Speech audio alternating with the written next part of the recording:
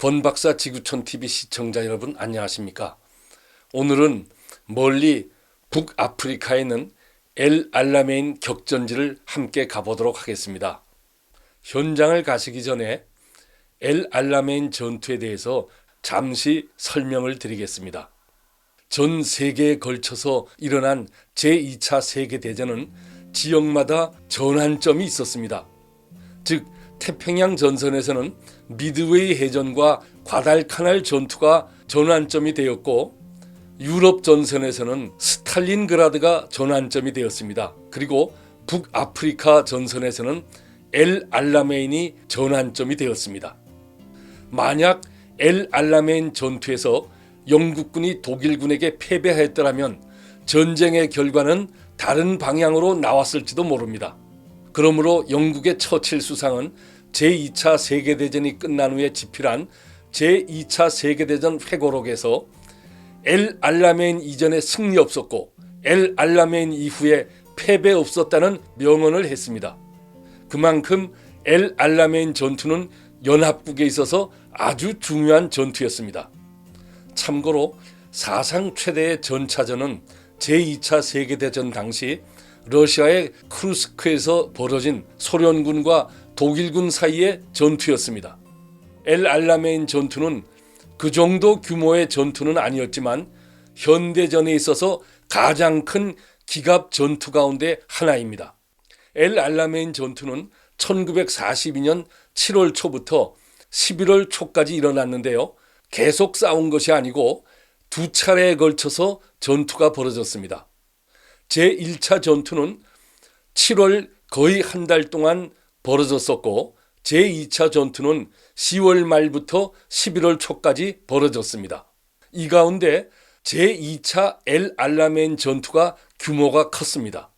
엘 알라메인 전투에 참전한 국가는 여러 국가이지만 주력 부대가 독일군과 영국군이었기 때문에 우리가 엘 알라메인 전투를 이야기할 때는 영국군과 독일군이 싸운 것으로 얘기하고 있습니다. 추축국은 독일군과 이탈리아군이었고, 여기에 대해서 영국군, 호주군, 뉴질랜드군, 자유프랑스군 등이 연합군의 일원으로서 추축군과 싸웠습니다.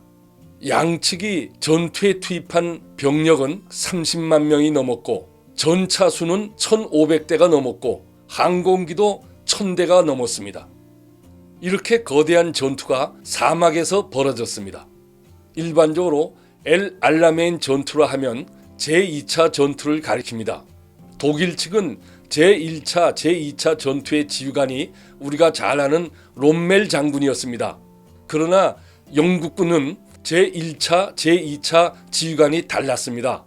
제1차 전투의 지휘관이 오킨넥 장군이었고, 제2차 전투 지휘관은 몽고메리 장군이었습니다. 당시 독일군은 서쪽에서 동쪽에 있는 스웨즈 운하를 향해서 진격 중이었으므로 영국군은 이를 저지하기 위해서 엘 알라메인에서 전투를 하게 된 것입니다. 엘 알라메인 마을은 이집트의 알렉산드리아 도시에서 서쪽으로 약 110km 지점에 위치하고 있습니다. 이제 전투 현장과 참전국들이 조성한 기념장소를 함께 가보시겠습니다. 카이로에서 알렉산드리아로 가는 고속도로입니다. 이른 아침이라서 그런지 고속도로에 차량이 별로 없습니다. 고속도로에 있는 톨게이트입니다. 알렉산드리아 외곽 지역입니다. 멀리 알렉산드리아 시내가 보입니다. 알렉산드리아의 시외버스 터미널입니다. 이곳에서 엘 알라메인으로 가는 봉고형 승합차가 출발합니다. 알렉산드리아에서 엘 알라메인으로 가는 도로입니다. 자동차가 달리는 방향의 왼쪽입니다. 도로가 좀 높아서 왼쪽으로 마을이 내려다 보입니다. 달리는 방향의 오른쪽입니다. 보이는 바다는 지중해입니다. 오른쪽은 지중해가 있기 때문에 이렇게 유원지들이 자주 나타납니다. 이곳은 엘 알라메인 마을에서 서쪽으로 약 12km 지점에 있는 이탈리아군 참전 기념 장소입니다. 각 아치의 오른쪽 밑에는 이탈리아군 경전차의 전차포가 놓여 있습니다. 그리고 오른쪽 아치 속에는 이탈리아군 전차가 보입니다. 엘 알라메인 전투에서 사용된 이탈리아군 전차입니다. 정문을 들어가서 약 500m 떨어진 곳에 이탈리아군 기념탑이 있습니다. 기념탑이 상당히 큽니다. 탑 아래 출입문에 있는 사람은 관리인입니다. 기념탑 내부입니다. 이탈리아군 기념탑 위에서 본 주변 전경입니다. 이곳에서 직선으로 약 20km 떨어진 곳에 전투 장소가 있습니다. 기념탑의 뒷면으로는 지중해가 붙어 있습니다. 이탈리아군 기념탑에서 엘 알라메인 마을 쪽으로 약 5km를 가면 독일군 기념 장소가 나옵니다. 정문에 독일 국기와 이집트 국기가 보입니다. 독일어로 된 표식판도 보입니다. 독일군 기념 장소는 엄청나게 넓습니다.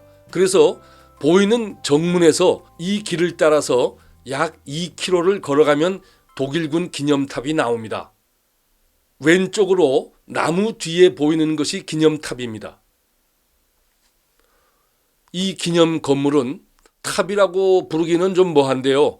마땅한 용어가 생각나지 않아서 제가 여기에서는 그냥 기념탑이라고 얘기하겠습니다. 기념탑 내부입니다. 오른쪽에는 여자 3명이 서 있고 왼쪽에는 군인 3명이 보입니다. 여자 3명은 전쟁터에 가 있는 아들, 남편, 그리고 오빠를 기다리는 모습입니다. 군인들은 여자 3명의 아들, 남편, 그리고 오빠입니다. 이 미술품은 전쟁의 비참함을 보여주고 있습니다. 전사자 기념비입니다. 독일은 승전국이 아니라서 그런지 전사자 개개인의 묘지는 별도로 없고 전사자 모두를 함께 모아서 상징적으로 만든 묘지가 저 보이는 아치 속에 있습니다. 다음 장소로 출발하기 전에 기념사진을 한 장 찍었습니다. 이것은 엘 알라메인 마을 안에 있는 영국군 전승 기념 장소입니다. 전순국이라 그런지 영국군 전승 기념 장소는 마을 안에 있습니다. 영국군의 경우는 독일군과 이태리군과 달리 전사한 개개인 장병들의 묘지가 이 안에 있습니다. 전승 기념 장소 안에 있는 영국군 묘지입니다. 영국 연방의 일원인 호주군의 전승 기념비입니다. 영국군 전승 기념 장소 안에 함께 있습니다. 영국군 전승 기념 장소 옆에 있는 엘 알라메인 전투 기념 박물관입니다. 규모가 생각보다 상당히 컸습니다. 입구부터 군사박물관 느낌이 물씬 납니다.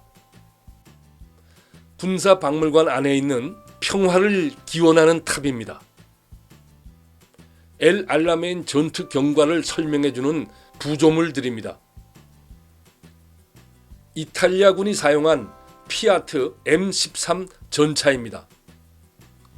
잠시 야외에 전시된 무기들을 둘러보겠습니다.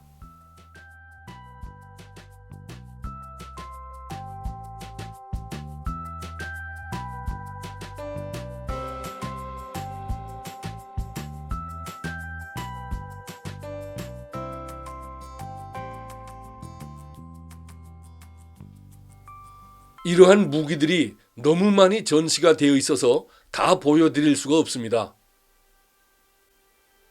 전투에서 사용된 각종 무기와 군사 물자들이 전시되어 있습니다.